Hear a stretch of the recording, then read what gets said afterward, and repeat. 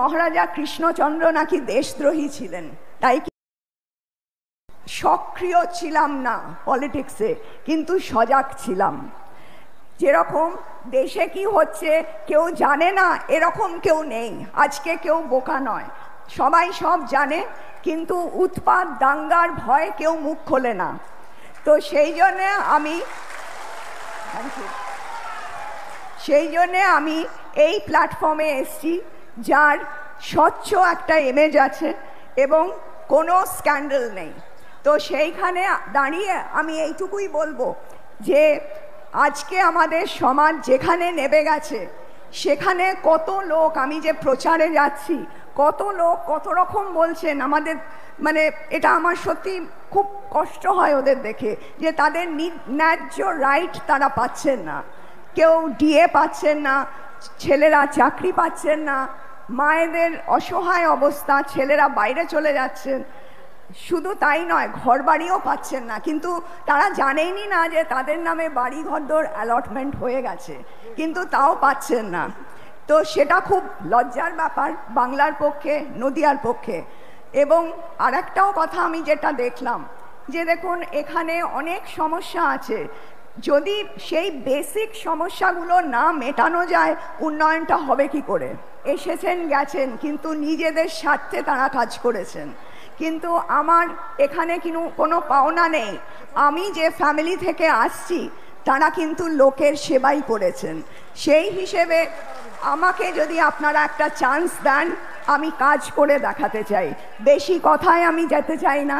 কিন্তু আমি এইটুকু বলতে পারি যে সমাজের উন্নতি ছাড়া অবনতি আমি হতে দেব না। আপনাদের সাপোর্ট, আশীর্বাদ এবং শুভেচ্ছা আমার খুব দরকার, পাশে থাকতে হবে। মানে বিরাট লড়াই, আমাকে বারবার শুনতে হচ্ছে যে মহারাজা কৃষ্ণচন্দ্র নাকি দেশদ্রোহী ছিলেন, তাই কি? না, ওনারা হিস্ট্রি না পড়ে এইসব বলছেন। কেন? কারণ এই 2011 থেকে 2024-এর মধ্যে এতগুলো মন্ত্রী তাদের জেলে গেল, কেন গেল? আর মহুয়া মৈত্রর কথা না বললেই নয়, তাকে এতবার ইডি তলব করছে, কেন করছে?